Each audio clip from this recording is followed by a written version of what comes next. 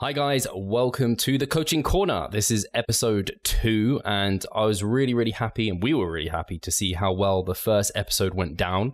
We've got lots of views, lots of positive feedback, so this is definitely going to be something that we want to do more often. And today I am joined by 2 different kind of coaches on the team. We have Mike Chalice, who is the physio, not coach, but he is a physio and is imperative to us working as our best as coaches. And obviously, you know him, been on the podcast many times. And we also have Jess on the podcast as well. So she's currently our intern, but is coaching a lot of people and she'll soon be a fully fledged coach. So I'm very excited to have them both on the show. How's everyone doing? You good? Go, Mike. You're awesome. How's Jess? I'm really good. So you're both energized. That means there's no excuses for not amazing podcast content. So as you guys know, on these, we like to kind of go in depth and just chat shop about a particular subject. And for me, it was interesting, actually, the person who brought up the female athlete triad was Mike. And I think that's great because I think a lot of males, especially male coaches, are not aware as much of it. And there may be people hearing this who have heard it for the first time, or they kind of have heard of it but don't exactly know what it means. So that is something we're going to be diving into today. And I hope the males who are listening don't switch off, because especially those who are coaches, because it's incredibly important.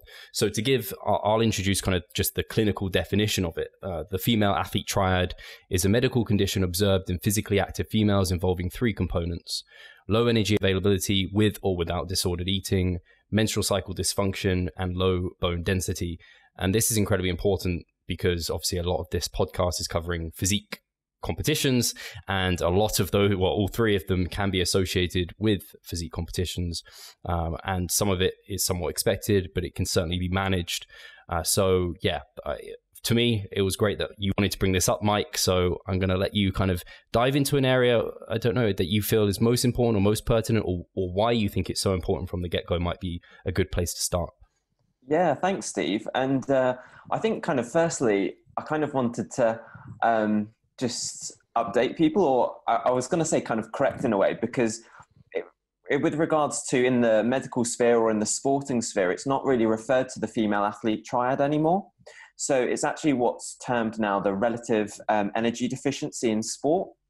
And the reason why, which is why probably male ears are going to get perked up again when we start talking about this, is because, as you rightly mentioned, Steve, the female athlete triad, it first came about because female athletes started presenting with stress fractures. And then they found that there was this kind of relationship between a low energy availability and menstrual dysfunction, and obviously poor bone health. But then they had, in about 2014, this researcher called Margot Mountjoy in 2014 with all these other researchers got together in an IOC, so an International Olympic Committee statement. And they basically looked into it, and they kind of changed the term, because what they were finding is that this condition or these problems weren't just occurring in females, they occur in males as well. And the reason why that is they term this kind of the relative energy deficiency, or RED-S as is known now, is that it's essentially just impaired physiological functioning caused by an energy deficiency, which includes but is not limited to metabolic rate, menstrual function, bone health, immunity, protein synthesis, and cardiovascular function. And essentially, I know that's kind of, I'm spieling a lot here, but essentially what reduced energy availability does is it obviously affects your hormones, and hormones affects every system in your body. So, and this is why it's so multi-encompassing, because it can affect every single system in your body, and that may differ from person to person. So no one single individual will present with the same symptoms. So it's not like a recipe. And like I said, it affects males as well. So when males have that low energy availability, so when they're dieting, they'll obviously get reduced testosterone, which can obviously then affect them as well. So I think it's something which you will see it more in females for sure. Just because I think kind of they're kind of maybe, and I'm this is not in the research, this is kind of me and some of the impressions that I'm getting from my reading, is that they kind of have like a narrower bandwidth, whereas probably maybe some of the symptoms might take a bit longer. But to be honest, what they're also finding is that, menstrual dysfunction is not always the first symptom that can come about. So, for example, a female could present with, more soft tissue injuries or increased illnesses first, and then later down the line, then they might start getting some menstrual symptoms. And likewise, the same for guys. Some might find they might lose their erectile function really soon. Others might find the complete opposite. So it's really a broad spectrum, to be honest. But I know I've been rambling for a bit. I don't know if any of you guys have any thoughts so far. No, I think it's really important that you mentioned that it's not just females. It's and I can see why they've suggested new terminology, because a lot of obviously men don't have a menstrual cycle, but we do have hormones and we do get impacted in the same way. But it makes sense in terms of females kind of being at the forefront of it, because as the saying goes, females are set up for survival, not set up for fat loss, unfortunately, for some competitors, and it hits them harder than others. But female health is super important for kind of reproduction and things like this. But likewise, men get impacted by it as well. So it isn't just females in that sense. And obviously you mentioned it's kind of the energy deficit that is causing it a lot of the time. I guess it's kind of multifactorial in that sense. I don't know if, Jess, you have any kind of initial thoughts about anything Mike said, anything you want to touch on? Yeah, I think it's really important that we actually do bring awareness around that. I think we are coming into a period where a lot of females and males want to compete.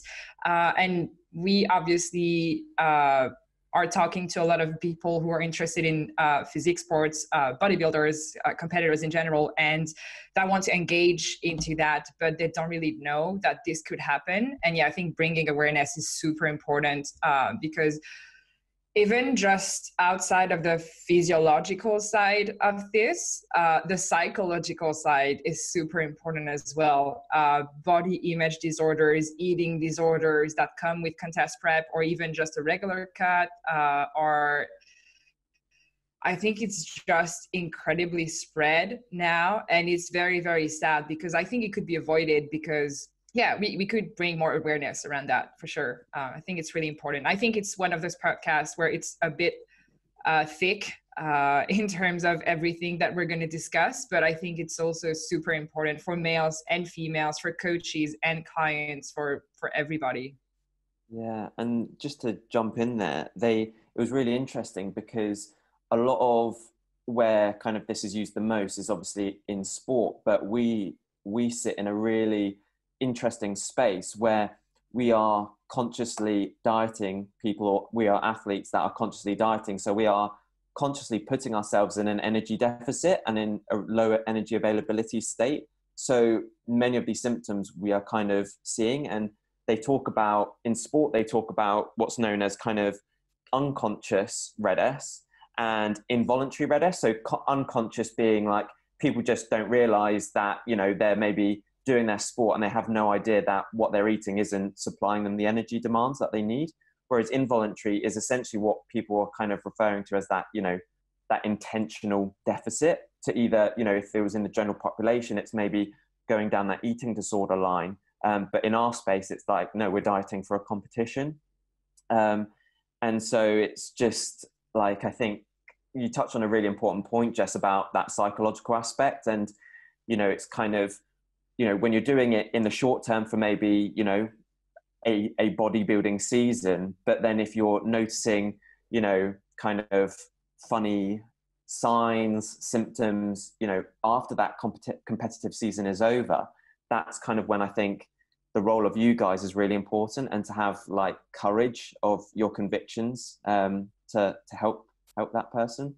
So yeah, I think it's particularly, we are a particular risk as competitors, because from my understanding, and I haven't read up on it recently, so you might have to correct me, Mike, but from my understanding, it's not just related to, well, particularly for females, but I guess this is actually probably the same for males, not just energy availability in terms of what you're taking in, but also like how much body fat you have on you. Obviously, body fat is like, it's organ, not an organ, like it releases hormones. So it's an organ, right? So yeah, it's something we have to be ultra aware of when we're taking clients down to stage, because yeah, the lean you get, the more you're at risk for all these things. 100%. And they talked about how your body is essentially a survival machine. It doesn't think in terms of, oh, I've got a show, in 2 weeks, I'll keep all my muscle. It thinks, no, I'm trying to survive. And so it will do everything it can to hold on to fuel stores. So that means it will preference fat over muscle, because muscle costs, whereas fat is fuel essentially. And it's interesting because, people will have heard the term probably skinny fat. And that's where, again, not so much for competitors or athletes, but, people who don't have that as much awareness, if they're kind of dieting and going into this kind of area, they'll start to lose muscle mass, but their fat stores remain the same. So essentially they'll be in a position where they'll have more fat as opposed to muscle. So you can definitely get into that kind of situation. So it's absolutely really tricky. And then, yeah, and we've kind of heard this analogy before as well. So, if your body hasn't got the raw materials, so obviously you can't obviously build muscle if you haven't got the bricks to make the house. But your body doesn't just use those nutrients for building muscle. It uses it to maintain all of its metabolic function, all of its bodily functions. So it's the same with bone. Your bone, through impact, through walking, through all of these different things, is constantly being remodeled. And so if your body is in a low energy availability state, your bones aren't able to kind of repair themselves as quickly. So again, that's why people, particularly females as well, is that they'll be at an increased risk of bone stress fractures and bone injuries. So yeah, absolutely. This reminds me of a discussion we've kind of touched on the podcast a few times, where it's almost that body fat settling range where within that you're healthy. Outside of that, it's kind of like, try not to go outside of that. And when you get to contest lean levels, you're taking yourself below that. And that's like, we've talked about it, me and Pascal, we talk about it like you're on fire. It doesn't matter if you have a diet break, a refeed, like you're slowing down the burning, but you're still on fire. You're still putting yourself at risk. And I know, Jess, we had an incredibly successful kind of recovery phase from your prep, and you did a fantastic job there. I don't know if you want to touch upon potentially your own experience and some of the struggles you've seen people have like post-show, because I know you're in contact with a lot of competitors, because effectively like people reverse diet and they're still on fire essentially, and they're prolonging that pain. Hi guys, Steve here. Just wanted to take a moment of your time to remind you of our online coaching service. At Revive Stronger, we pride ourselves on providing personalized service that will take your physique and knowledge to the next level. If you're interested, check the description and sign up. Yes. I think part of the successful post-show that I had was not intending on staying too lean, which is what most people try to do. Obviously, because you dieted for so long, you are stage lean, and the body image that you have at that point is perfect in your head. That's just how you want it to look like. And I can't blame people for that. You want to try to maintain that as long as you can, because you don't want to go back to what you think is going to be fat, but it's not fat. But I think getting rid of the idea of just staying too lean post-show is absolutely, but you have to do it. You have to put on the fat. You have to put on the fat because your body, but by that point, is just so beat up. You need to be putting on body fat just to reverse the negative adaptations from such a long period of time dieting. You put your body through so much in prep. And I don't think people realize that until they are actually so lean and they know what it feels like to feel like shit all the time. And yeah, you have to take your body through that to understand that your body's really beat up and you need to reverse that. So yeah, I think that mental factor of being like, okay, I need not to stay that lean to be able to move forward is super important. And yeah, you have a lot of cases of people actually generating eating disorders post-show because they're trying to stay too lean, but they're so hungry, it's not manageable. You can't manage and you can't sustain that leanness. And they just binge and then reduce their calorie intake and do a lot of cardio, and then they start binging again. It's just a cycle, and it's very, very sad.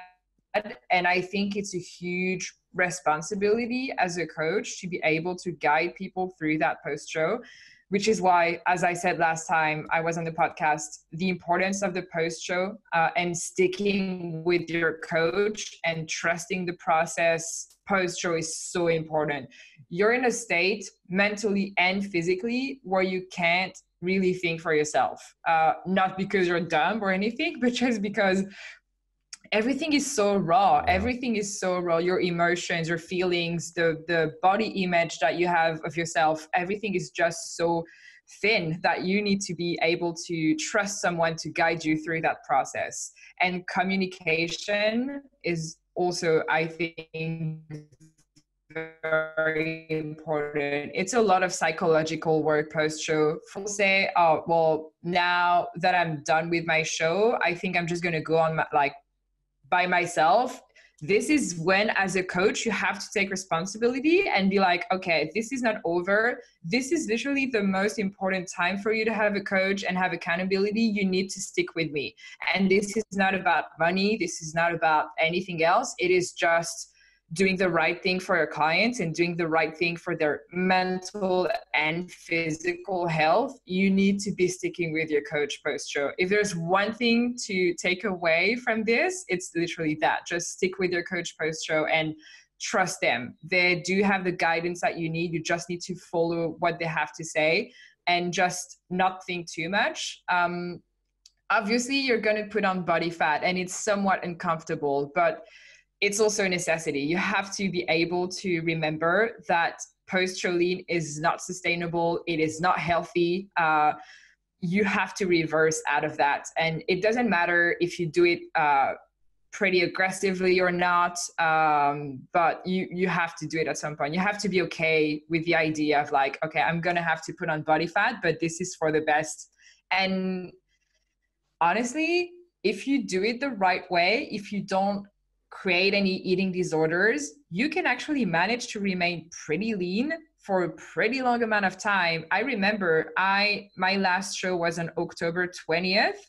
I flew to London a month and a half later and we shot some pictures and videos in the gym and I was still looking pretty lean. And by that time, I had done everything you asked me to do, and we reversed calories back to an estimated maintenance, and I put on some body fat, but I was still lean. So people need to get away from the idea that not being show lean means that you're fat. Not being show lean just strictly means that you're not show lean anymore, but you're still lean. You're still looking better than most people, and this is still something that's worth mentioning, I think.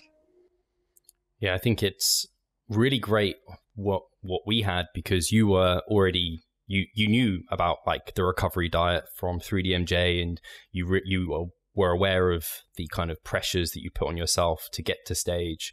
And I think that's something that a lot of competitors aren't, especially first timers.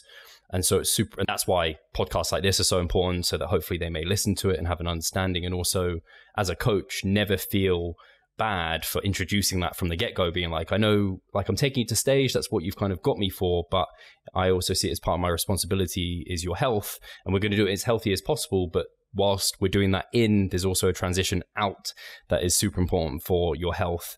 And yeah, it just sells it even more to why when people try and get like stage lean and they aren't competing, it's just like you're just putting yourself in this risky territory for nothing. Whereas when you just get like beach lean or comfortably lean to your lower end kind of comfortable body fat, you can reverse out and you have none of these psychological issues. It's all very nice.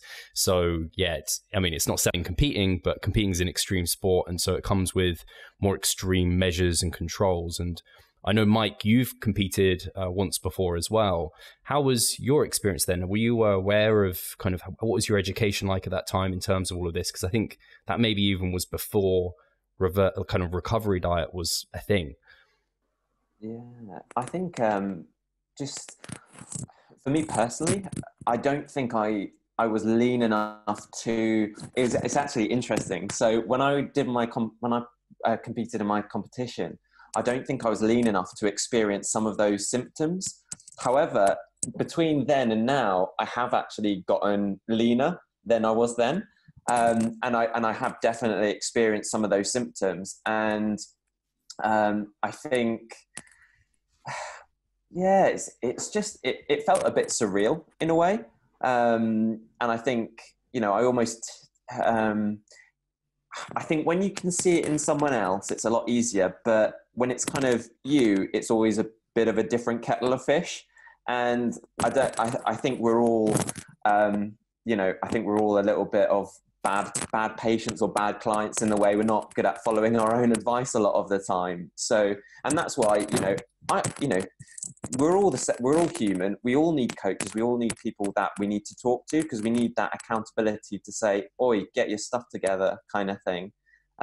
Because we're all biased. Otherwise, we're probably not human. So yeah. So I think I've definitely experienced it to a certain degree. But something I wanted to kind of, from what Jess was saying and what you were saying as well, is that having that trust and that relationship in your coach or physio or whoever is so important, because if that trust isn't there, then they're not going to confide in you the details that could be so important. I think half the time, you know, big problems are missed is because people just don't report the small things, which then reveal the larger picture. So, and I think that's just the biggest thing. I think, you know, people might not, you know, say to people, "Oh, you know, my period I haven't had a period for the last year," or whatever. And that's a massive issue, but they might just not think it's important, or they might not have the confidence. And I think this is where Jess holds a really unique space, because obviously she is a female coach.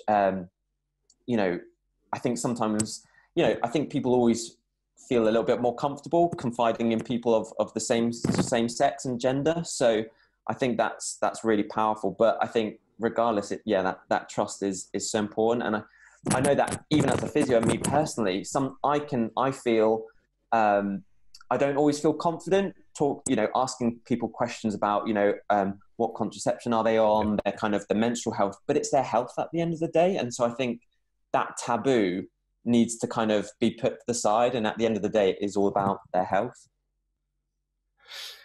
So I think, yeah, it's really interesting, because I know I've worked with people who are not competitors, but they are very lean. And I've spoken to people, I mean, I imagine Jess probably has, because I know Jess is really big on kind of social media and talking to people, but like back and forth with people. And I'm like, they're messaging me, telling me that, I don't know, their training's not going so well or whatever it is, and they've got issues. And then I'm looking at their physique and I'm like, what are you doing? Like, you're legally shredded, like you're stage ready right now. What are you doing? You're not competing. And they do get this. It's so hard to get your head round kind of increasing food and making like that choice. And I think thankfully as coaches, we can help people through that period of time. I know I've spoken about adipose phobia, kind of that fat phobia, and that is not as extreme as some of these kind of true eating disorders, but like we get into this position where we're just comfortable with our physique. And I think it's important that whilst like you're comfortable in how it looks, you probably don't feel comfortable. And whilst you might not feel as bad as what you did on show day or during like the deep dark periods of contest prep, like it's not normal to be stuffing yourself with like massive salads every single meal. It's not normal to have anxiety when you're eating meals with like friends and family or whatever that might be. It's not normal to like eat like on the hour because you're just so food focused. And I think a lot of people find that to be their new normal. And I know for myself, I didn't let my body weight come up, particularly after my 2014 show. And I stayed like quite lean for a long period of time. And I had some of those kind of like habits in place. And I just thought it was like, oh yeah, this is fine. But even I can say my libido was like, it wasn't normal. I thought it was. And at a period of time, I thought like, what's wrong with me? Like, have I got an issue here? And it was just, I didn't let my body fat come up. And like we said, it's an organ. And actually, I remember speaking to Broderick about it, Broderick Chavez, and he was like, Steve, you stay really lean. If you get a bit fatter and you allow your fat cells to, I think it's like produce more estrogen, then you'll probably find, or rather signal something to signal more estrogen. I don't know the biochemistry. You'll probably find your testosterone will increase because it'll kind of have to try and keep the balance. And I've had testosterone issues in the past, and so I wasn't so sure, but I trusted, let the body weight come up, and then like not only was my training and everything better, but my testosterone obviously came up because then my libido I felt was at a more normal level, where I was less focused on food and more focused on other things, which I think is normal and healthy for people. And I know it is taboo, but it's super important. So yeah, I don't know if, Jess, you have had any experience with your clients in like their health in terms of their menstrual cycle, or if how you introduce that topic to your clients and how you track it and how you're aware of it. Yeah, first I want to touch up on something that you just said, which was, I think when you are that lean, you lose the mindfulness about normal eating. You just lose total mindfulness about everything about food. Because I think that was for me a really big point post-show. And that happened late. That happened maybe 3-4 months later. It's when you lose food focus and you feel like normal again. And that's when you realize that you lost that touch with mindfulness around food for so long. And I think it's one of the indicators that you are actually trying to stay too lean when your food focus is still so high. I think it's not sustainable. And yeah, I think it's a really good point to bring that up as well. You need to get away from that food focus. And if you still do have that food focus, it's probably because you're trying to remain too lean. And yeah, you just need to reverse out of that. Now, as for my clients, I've read a lot of things. So I've read the Lyle's books, the female book by Lyle, and it brought a lot of things that I didn't know and that were very, very helpful for me. But at the same time, I think you have to take everything with a pinch of salt, just because most people are going to say, okay, if you're in your follicular phase, you need to be training and eating like that. If you're in your luteal phase, you need to be training and eating like that. Whereas I think it's Greg Nuckols who did a really good review on Mass a couple of months ago about that, about actually training and eating on your menstrual cycle according to that, what phase you're on. And it really doesn't make that much of a difference. It's very, very mild. Individually, there could be some differences, but it would be like a case-by-case thing, and it's not that big. But in the majority of people, you can train and eat the same, and the changes would be so minimal. So that's something I try to bring up to people, because lots of females come and are like, oh, I'm going to be on that period this week. I think I'm not going to be able to train, or I'm going to have huge cravings. And I'm like, in the literature, and it's pretty well researched now, there are not that many consequences of like being on your period and eating or training differently. So I think that's a really good point to bring as well for other coaches. Like, don't let your clients trick you, and I air quote that, into thinking that they need more food that week or that they need to be training less, because in the reality, it's not that important. Now, if you do have someone that has huge PMS or is very uncomfortable or anything like that, obviously you can make changes around that. But yeah, most of the time I just tell them to go with the flow, and it works 100% of the time, honestly. So I wouldn't be too concerned about that unless you have some really, really big issues. But yeah, and I think, I think just talking through it with people, just being open, and just let them know that they can trust you with that, and that they need to be comfortable enough to talk about that with you. And I'm very big on communication and talking with people, and I really enjoy that side of things. And yeah, just letting them know that you are there to help them, and they need to be comfortable enough to tell you everything. And I know sometimes it can be very tricky because they feel embarrassed about something, or you have to bring that trust in. You have to let them know you're there for them. Yeah, I think the communication, I know Mike is big on communication, so I'll let Mike talk about communication or whatever you're about to say. I feel like you had something there. No, it just stimulated so many thoughts. And in a way, like from what you and Jess were saying, I kind of thought that it's quite paradoxical, isn't it, in a way that in the physique sphere and realm, we're kind of the people who have got to be the most comfortable with our relationship with food, yet we're probably the majority of us are probably the least have not a great relationship with food. So I find that quite curious and interesting, really. And just picking up on a point Jess was making is that some of the things that people have reported with people who have eating disorders or atypical eating patterns, which is an atypical eating pattern is what people refer to where it's not technically an eating disorder, but it's not a, sort of normal sort of relationship or pattern with food. And what they'll do is essentially an eating disorder is a mental illness, essentially. And so they're doing that because there's an underlying psychological issue going on. And so which is completely a clinical issue.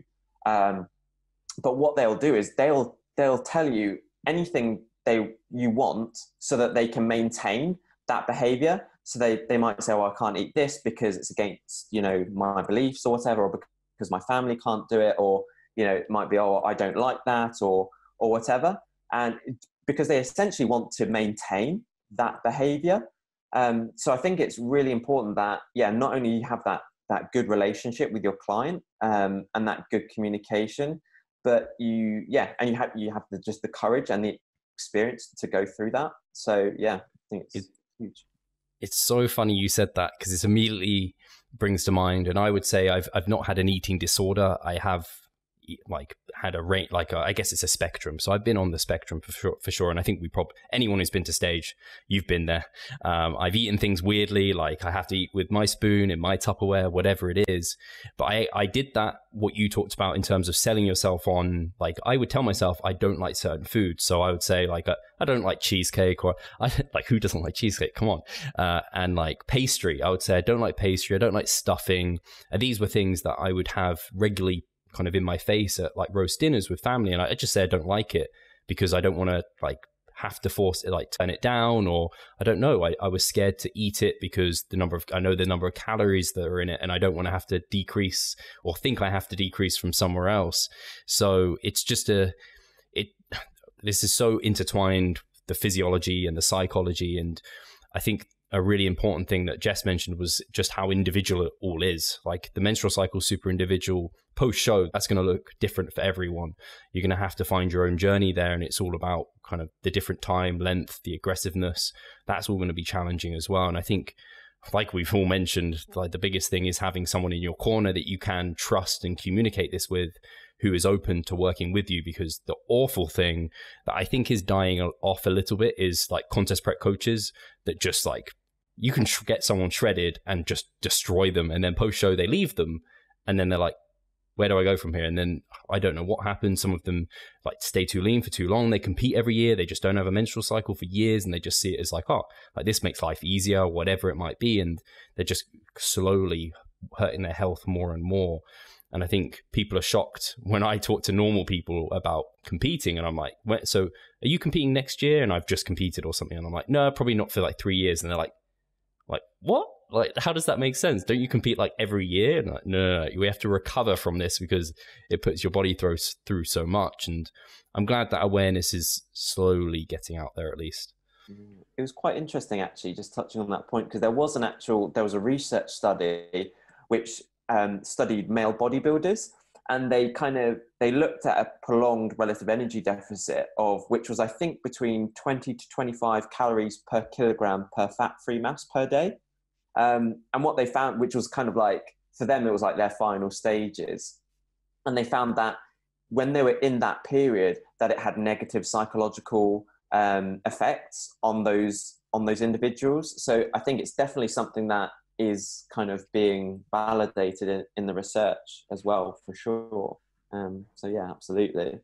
Yeah, I think that's something that's just really related. I think it's when you go under, and I think, again, it's individual, but for the most part, when you go under 30 calories per kilo a fat-free mass per day, there seem to be a lot of psychological side effects like body image disorders, eating disorders. And if you think about it, that's not even that low calories. Like for me, for example, if I take that to an amount of calories, that would be like 1,800 for me.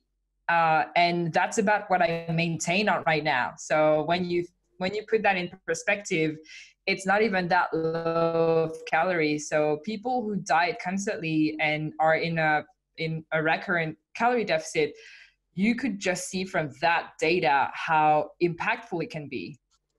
Yeah, I think I was just going to say it's super interesting because people talk about like genetics for bodybuilding or whatever physique sport you're doing. And they often talk about like your ability to grow muscle and your muscle insertions and all of these things. I think there's a genetic component to dieting down. Some people are just like fine at getting shredded and then getting back out. They don't have issues. Whereas I know for you, Jess, like it's a real like you have to dig deeper than what should like on paper be the case. So yeah, go on, Mike. I know you had something to say. No, I was pretty much going to say a similar thing, really, in the sense that there is 100%, they've shown that everywhere, that everyone is individual, but, and it comes back to kind of what we were saying earlier about how, the manifestations on being in a calorie deficit could be, for some people, it could be injuries, but for other people, it could be they just get ill and sick. Other people, it could be, their reproductive health. So the manifestations are completely different, which again goes back to what you were saying, Steve, about how, the kind of old school cookie cutter recipe style coaches is kind of going out the door, hopefully slowly. So yeah, absolutely. I don't know if it'd be interesting. I just have within, when I got the definition, this paper also drew out a question to kind of screen people for this essentially. So I thought it might be, there's 12 questions. There's quite a lot of questions. So I thought I might just go through them and then, I don't know, it might spur some conversation. But the first one was, do you worry about your weight or body composition? Do you limit or carefully control the foods that you eat? Do you try and lose weight and meet weight or image appearance requirements in your sport? Does your weight affect the way you feel about yourself? Do you worry that you lost control over how much you eat? Do you make yourself vomit or use diuretics or laxatives after you eat? Do you currently or have you ever suffered from binge eating disorder? Do you ever eat in secret? What age was your first menstrual period? Oh, what age? That's interesting. Do you have monthly menstrual cycles? How many menstrual cycles have you had in the last year? Have you ever had a stress fracture? I guess it encompasses a lot of questions surrounding what we've talked about. And I imagine a lot of people who have competed to stage, those are challenging questions. Yeah. And it's I think it's a spectrum. So for some people like us, that we will dip into that. We will dip into those behaviors that once this is over, it's just a short-term thing. But again, that separation between that and then, your proper eating disorder types is when, okay, they're really resisting you going out of a competitive season and saying, oh, I just want to do one more show, or I don't want to, do this, and they're showing other signs as well. That's when you're thinking, okay. And just really, I think it's so important to kind of not call people out, but like hold the banner to say, like, coaches and every practitioner, have the courage to, if the athlete is kind of doing things detrimental to their health, shut them down. Because it's only going to go one way if you don't. So, yeah. Hey, Pascal here. I just wanted to take the moment to talk about our membership site. Inside, you'll find a thriving forum, an extensive exercise library, courses, presentations, and research reviews. All I need you to do is hit the link in the description below and sign up. See you there. And I think the only way you can get to that point is developing rapport and a relationship, so that even if they don't feel the courage to tell you, you can just tell by their mannerisms, the way they're talking about food. I've even I like to follow every client on Instagram, and I try and keep up if they are posting. you can almost tell from some of the things they're posting, or don't know, you see that they've posted like a delicious meal and it's like, or like with tons of calories. You're like, you didn't talk about that in your check-in, like what's going on. And I think that's just, when you are a coach, you have to care about your client. And like, obviously there's the coach client relationship, and you have to stay like, I don't know, you're not on the same level as them. You have to have that authority, but also you have to also care for them. And I think sometimes coaches remove that and they're just like, no, I am the dictator. This is the way we go. And if the client isn't compliant, they don't think, oh, like there's something on my end I'm not doing, or I might have to adjust the kind of the recommendations there. You're not following what I'm saying. It's either you follow what I say or you're not a client of mine. And I think that's what then leads clients to have the horror stories. I guess it'll be useful for people listening to talk about potentially some of the practical things people can do when they are dieting down to stage. I don't know if, Jess, you've had personal experience with like refeeds and diet breaks. Obviously, we even had to skip some, which not the funnest. I don't know if you felt like those almost practicing maintenance in some ways, if you felt like they made any difference, if they helped. And because at the moment, we don't have literature saying they definitely do. I know there's anecdote saying they probably do help kind of prevent or slow down at least the loss of a menstrual cycle, which is interesting, and it makes somewhat sense in terms of energy balance. But anyway, Jess, what's been your experience with that? Yeah, so I dieted down to my show for 32 weeks, I think, total. There were diet breaks obviously in there, not as many as we hoped. But yeah, I think if you can diet aggressively at the beginning, it would be great. I think the idea of doing everything slowly needs to die because it's really individual again. And if you can afford to diet aggressively at the start, this is actually a good thing. And again, this was our first contest prep together. So we learned a lot about myself and what would Eric Helms, like he would call us the cockroach gang, just because we just need to like keep digging and nothing's coming off. And we would just like survive everybody in a zombie apocalypse. We would survive everything. But yeah, so anyway, diet breaks. I had probably 3 or 4 during that 32 weeks contest prep.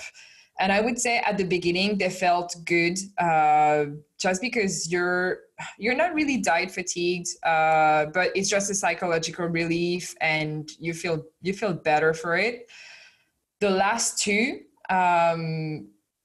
and this is again very individual. This is my opinion on them. I think I was so food focused that I didn't enjoy them. They didn't bring me any psychological relief just because I was so focused on what I was going to be able to fit in those days. And it wasn't incredible. I was dieting on something like 1,200 calories at the time. So my diet break was like maybe 16 or 1700, which is not incredibly high. But you know, when you've been dieting on like 11 or 1200 calories for weeks and you do have something like 16 or 1700 calories, all I could think of was like, how many grams of oats am I going to be able to fit in at night? How many crumpets am I going to be able to fit in my diet? And it's almost unhealthy mentally to just be so food focused. So this was my experience with them. Now, if I were to do it again, I would probably still take it because we do know that potentially it could reverse some negative adaptations from dieting. So just for that, I would take it, just because even if mentally I wasn't 100% okay, it did help a little. So I think it's just a matter of like thinking could be worth it. So I'm just going to take it anyway. But yeah, I think for some people, it could really be a little bit of a mindfuck just to be like, oh, I have so many calories to play with now, and I don't know how I'm going to deal with it. And it just can actually bring up some stress that you don't need at that point. So yeah, I think again, it's very individual. This is about you as a coach being able to know your clients and read into what they're actually doing. But yeah, I think it's a tricky situation, especially when you're that lean and you don't have that much control over your food focus.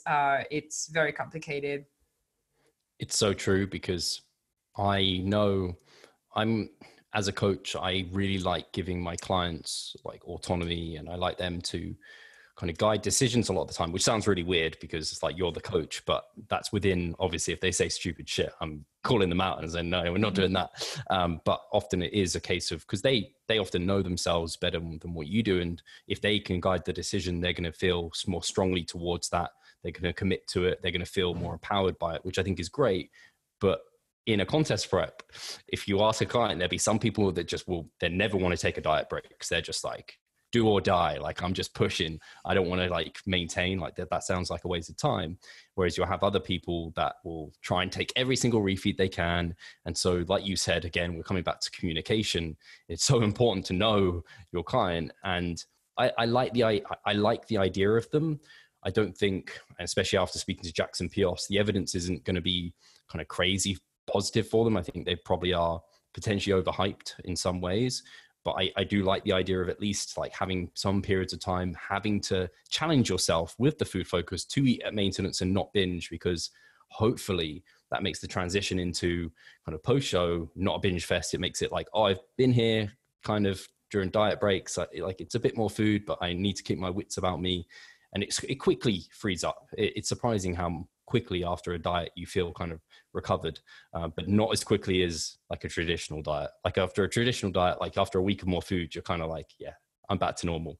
Whereas it can take a long time. And I don't know, I just to speak to an example, because we spoke off air about, I had one female contact me many years ago wanting to compete, and she is a very competitive athlete and had been to stage, and she competes most years, but I wasn't comfortable taking her to stage whilst she didn't have a menstrual cycle. And she later contacted me like 2 years down the line, and she had gained her menstrual cycle back, and I was super happy, but she had also gained a heck of a lot of weight along with that. And so like for some people, we can never know whether or not that's necessary. There's probably a time and body fat related issue there, but I think the more extreme you take it one way, so if you do like get rid of your menstrual cycle, or you're a male and you haven't had libido for like years, probably the more extreme the recovery. We know that's from biology, right? Like the more you stress something, the more recovery. This is why we need like rest days and then deloads and potentially lower volume maintenance phases. So the same way, the other way, I think it's important to just try and stay as healthy as you can, and know that there's trade-offs when you are taking it to stage and it's extreme, and have the discussion and have the kind of reading on what post-show is going to be like. And it's going to be challenging the whole way. So yeah, I don't know where I was going with that, but it's certainly something difficult. I think if I can sort of pick up on that, is kind of, it's really triggering in me something we were talking about earlier, how you can't separate biology and psychology. And the reason why I say that is because, you know, particularly when you're in maybe, you know, you're dieting for a competition, it's so important not to put your sole identity as a bodybuilder or as a physique athlete, because if that's all you care about, you get stuck in the weeds and you get stuck into stressing about this minutiae, when at the end of the day, you know, your mum or your grandma, they don't care if you're fat or you're thin or you look like Mr. Olympia. At the end, they still go, oh, that's nice, dear, you know, kind of thing. And, you know, I think it's kind of, if you can really be in a good place where you can have other forms of identity, whether that's, you know, a partner, a boyfriend, you know, your job, your profession, or a family member, you know, it means that you can just take that perspective, and you can, you know, especially when you're dieting for a competition, just take a step back and just say, hang on, you know, people still love me, you know, this isn't the end of the world if kind of like, oh shit, I went 5 grams over my protein count today, kind of thing, or whatever. And the other thing was just treat it all as practice. You know, this show that you're doing, it's not going to be the last show on earth. You know, there's going to be another season, and you're going to constantly get better because you're constantly learning. So it's kind of like, yeah, just taking that step back and not treating it as the end of the world or the whole thing. Yeah, I think it's that the saying in the physique realm is kind of the focus goes from your physique, from your physique to performance. I think that's important. But like you said there, I think it's really important to remember kind of Like you do this because it's kind of complementing your, I've been talking about it so much lately, complementing your lifestyle. And that's going to look different for different people. But like at the end of the day, if you're stressing about every minute detail and you haven't spoken to your mum in a month, like there's something that's, and I assume you have a good relationship with your mum, there's something not quite right there. And so I think it's so important, like you said, and as a coach, that's a great thing to do with the clients, just be like, so let's think about the other things. Like let's think about the extra energy you're going to have, like brain capacity to take on more work and build your business, or build like whatever you're trying to do, or you pick up a hobby. That can be challenging because you've been so hyper focused on a goal, but it's all a transition. And yeah, just take each day as it comes, each week as it comes. And I think it can be surprising how quickly everything comes back. Yeah, I think it's so important to detach yourself from the image that you are strictly a bodybuilder, or that everything needs to be all in, or it's not worth it, or you're not worth it.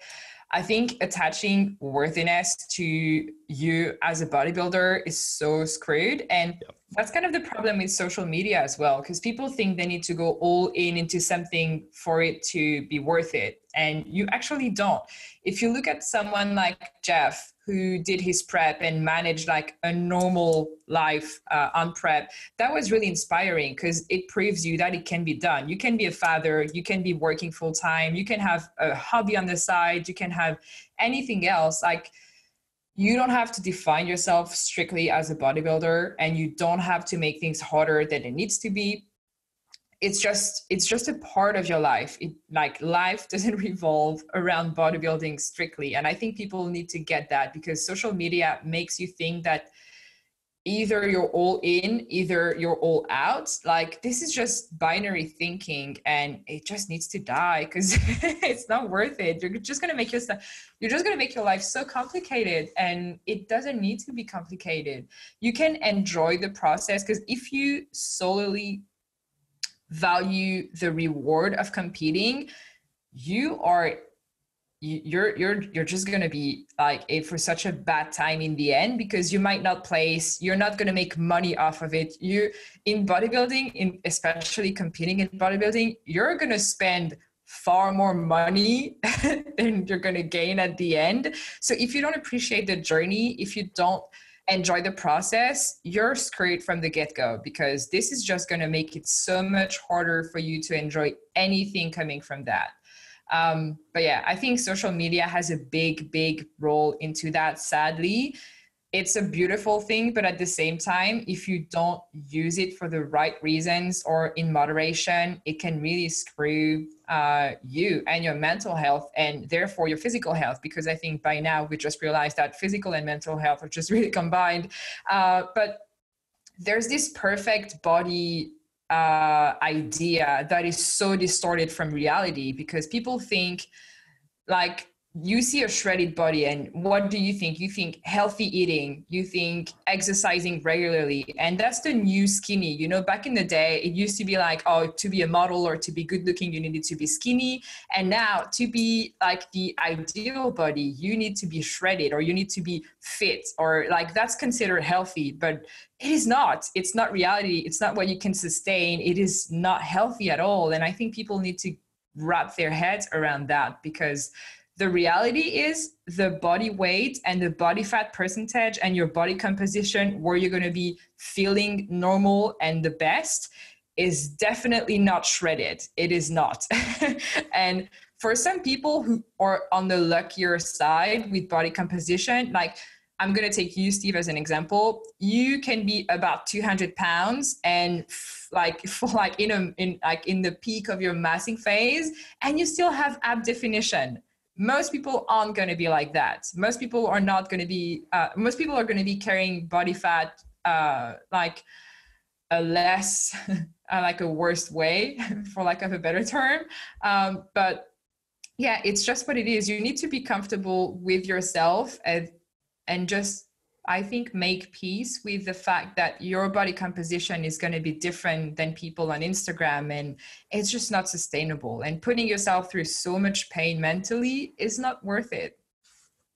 I think that's the really important message, Jess, is realizing there's like, do a cost benefit analysis of it, really, because I don't know why I thought of this funny thing where on people's physiques, they'd have a price tag and have like this many hours in the gym, like eating disorder, this many days tracking on MyFitnessPal, like whatever it is, this many social occasions missed or whatever it will be. And it's a case of like realizing there's a cost to looking this way.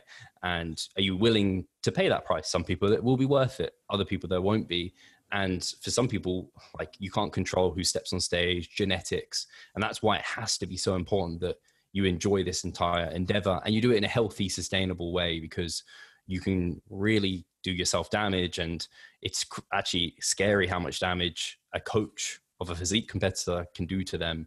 And they might not even be kind of seen as being bad for it, because at the end of the day, they got their client shredded and that was their goal. But I think it needs to be more than that now. And I don't know when that will ever happen, but thankfully we've got big kind of names, it feels like big names, at least in our niche, spreading through the industry. And I'm glad we've got somewhat of a platform to be able to spread knowledge and spread awareness of how we think there needs to be a bit more of a balanced approach there. And it's not all gun ho and kind of, there's not like, you don't get rewarded for how hard you worked on stage, you get rewarded for the best physique. And so you do want to make it as easy as possible whilst getting the result that you desire. That means it will be really hard, but not as hard maybe as you would have made it if you didn't have that approach to it all. Have you heard of this Greek myth called the Sword of Damocles? I haven't actually.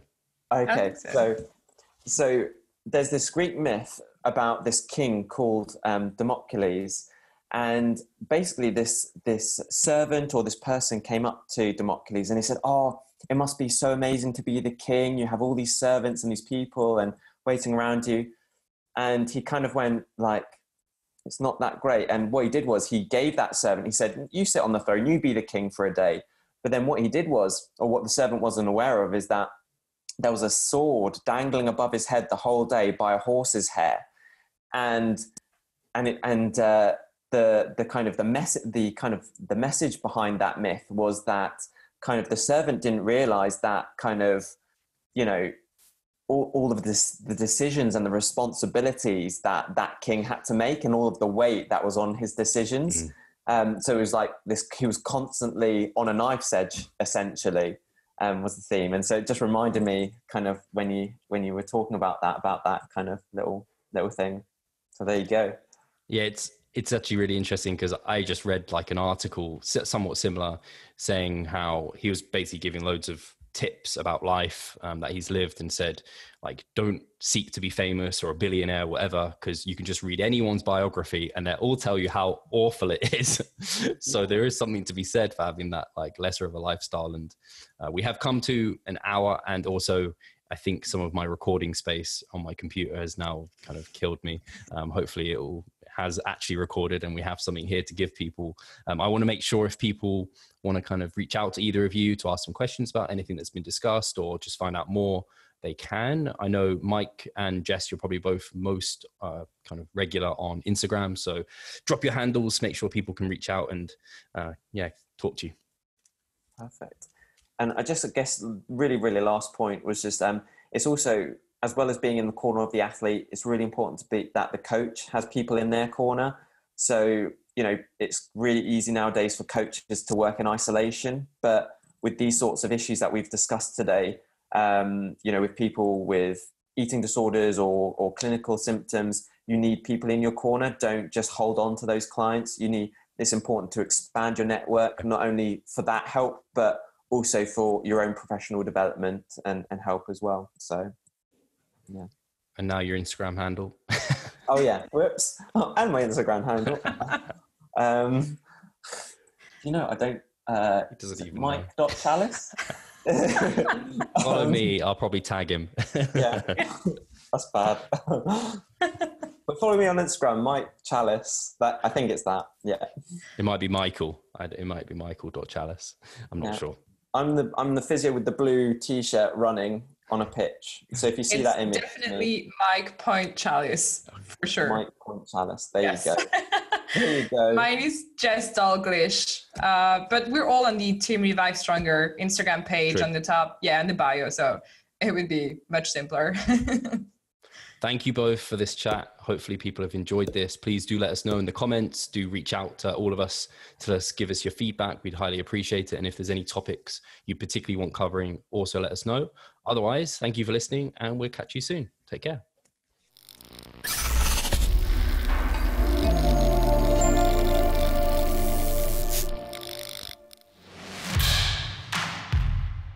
So I'm Steve Hall, founder of Revive Stronger and a coach of Revive Stronger. My name is Pascal Flor. I'm the co-owner of Revive Stronger and also a coach, of course. Revive Stronger has probably been going solidly for 3 years, roughly about 3 years. Revive Stronger, to me, it is becoming kind of my child, my foster child. It's the gathering and getting together of like-minded people. We've been expanding the coaching team, which is helping us help more people, but each coach can only help a certain number of people. Right now, it's all over the place. We have YouTube, we have Facebook, we have Instagram, but there isn't that community aspect behind that.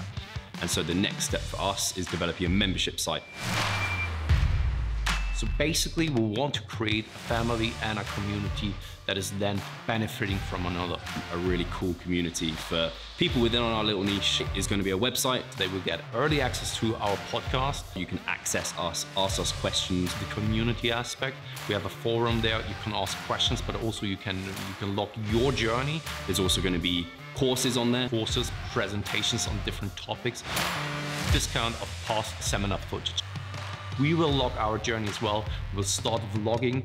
We're going to have documentaries. Our entire athletic journey. Furthermore, they get access to an exercise video library.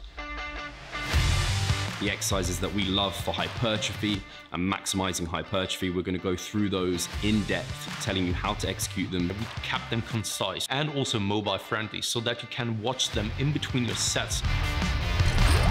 I'm super excited to grow this community. The amount of value that we're going to be delivering is huge, and I'd love you to be part of it. You will get so much out of that.